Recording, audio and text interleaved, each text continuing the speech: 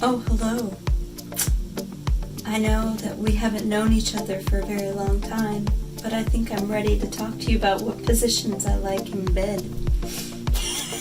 Layla's ready to talk to you about what positions she likes in bed, which is on top of me. Okay.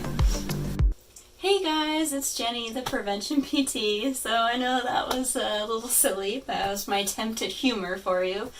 But seriously, we're going to talk about positioning in bed because we spend a lot of our time, hopefully 8 hours a night if we're lucky, or more, in bed, in positions for a long period of time. And this is a common area where people get pain, and the pain disrupts their sleep, disrupts their healing, disrupts their day. So it is really important to know some key tips to positioning well in bed. And one of the biggest things is just pillows. If you don't have a lot of pillows, you're probably going to struggle with really being able to position yourself. So if you're able to, I know Walmart has some pretty cheap pillows. You don't have to go crazy high end on that. Just, depending on your financial situation, maybe just, try to buy one more pillow so that we can work on some positioning with that. So I would say 2 to 4 pillows. I know that sounds crazy, but that's probably a safe bet for you depending on your situation. Something else before I forget is just the mattress type. So as people get older, a lot of times their family members feel like, oh, you're having all this pain because your mattress is just a piece of crap and we need to buy you this nice new mattress, put all this money into a Tempur-Pedic memory foam, super soft mattress. And that's actually the opposite of what you want to do. I know it's a bit counterintuitive, but as we get older, a lot of times we have more difficulty getting out of those really soft, plush memory foam mattresses or mattress pads. So instead of going that way, actually getting a firmer mattress will be easier for you or your loved one to get in and out of bed. And that's a big source of stress, is just being able to reposition and move in bed and get in and out. So firm mattress is your best bet. You don't have to go crazy high end depending on your needs. Again, talk to your PT about what's best for you, because they're going to know in your particular situation. But mattress is a big one. And then let's talk about pillow positioning. So what I've got here is I've got a couple pillows here in bed. Now this is a really big, thick, firm one. It just kind of depends on you and what you like. And then we've got really thin, teeny tiny one. So depending on your preference, if you're a big thick pillow under the head and that's what's most comfortable for you, that's fine. If you're I like the thin one and I like to bunch it up under my neck, that's fine too. As long as you're focusing mostly on trying to keep your head in a very neutral position. So that's one of the hard parts with these big thick ones, is a lot of times it cricks your neck down. But what I like to do is kind of bring it up underneath my neck here, and this kind of crick of my neck, and that helps my neck lay in a nice neutral position. So whatever allows you to try to maintain a neutral position in your neck is best. And then something between your knees is so simple, so huge. The biggest issue with it is when you're repositioning at night, that can be kind of troublesome to be rolling with it. That's why I said 3 to 4 pillows would be beneficial, because you could have one for your head, one for your arm, one for both sides when you roll over. And that's probably the luxury version. You can always just roll over with it. But what I recommend is take like a handy dandy pillow that you might have gotten somebody for Christmas, your partner for Christmas, and just putting that between your knees. And again, this depends on you, depends on your medical history, but you just want to try to bring this top knee up a little bit so that instead of it collapsing down and causing kind of this stretch and pain here, it's being supported very nicely up high and about like a neutral position, like if you were going to stand with your feet shoulder width apart. That's kind of what you want. Now for me, I actually have a bit of hip bursitis, a little bit of pain in the bone right here in my hip that hurts when I'm sleeping. And so I actually sleep at a little bit of an angle, because this bottom hip, if that bone is straight on that, it's going to start aching. So I actually sleep with a little bit of an angle, but still putting that pillow underneath is going to be beneficial, and Layla's going to help us get our positioning today. But yeah, and then if you know, you have a couple extra pillows, you can always, when you're rolling at night and repositioning, is have another pillow available on the other side of the bed so that you can put that under your knee, maybe fold it over if it's not very thick, and have that available to you. Now, another thing that I feel like a lot of people have asked me when they've come into the clinic and we're talking about sleep positioning is that, you know, I wake up constantly and I'm rolling and repositioning a lot throughout the night.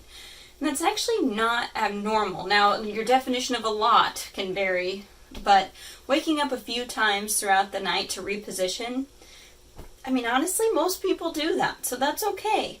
And that's actually good for you because our bodies are meant to move. So lying in just one position can be that waking up just aching and sore because you just slept in the same position all night.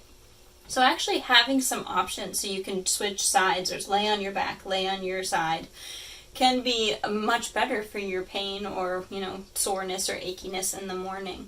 So pillow under the knee, trying to keep that neck straight, are two really simple ones. Now, another big issue with sleeping on your side is shoulder pain. A lot of people have issues with your shoulder. This becomes more complicated because you need more pillows. It's going to be harder to move at night. So depending on your age, I would recommend, and your medical history, if you've had rotator cuff surgery or injuries, go see a PT if you haven't, so they can help you with your particular situation because this varies so greatly.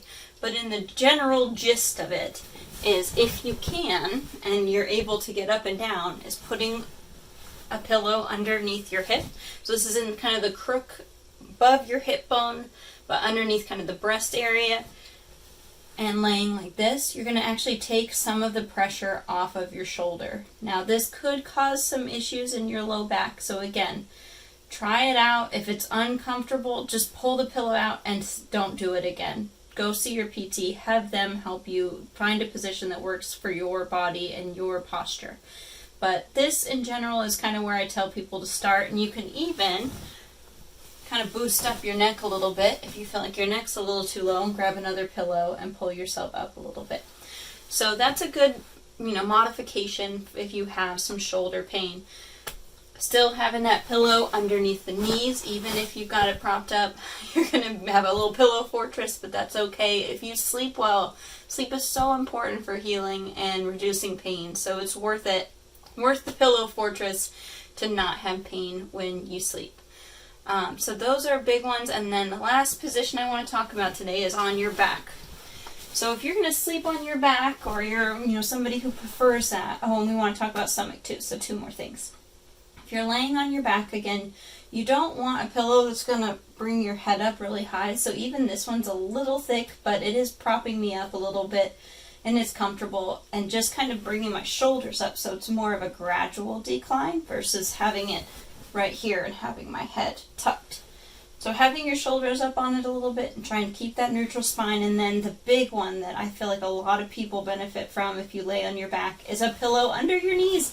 Get one of those big thick pillows, or roll it up, or roll up a towel or a blanket in the house, something that's going to be thick and keep your knees bent a little bit.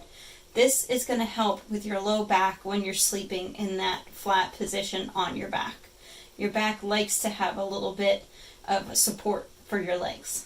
And then the last one is laying on your stomach, which in general I just kind of don't recommend because there's no really easy way to do that you're not going to have your head turned, so then your neck's in this position kind of turned to the side all night and really stiff in the morning. Also breathing, like you don't want to be suffocating into your pillow.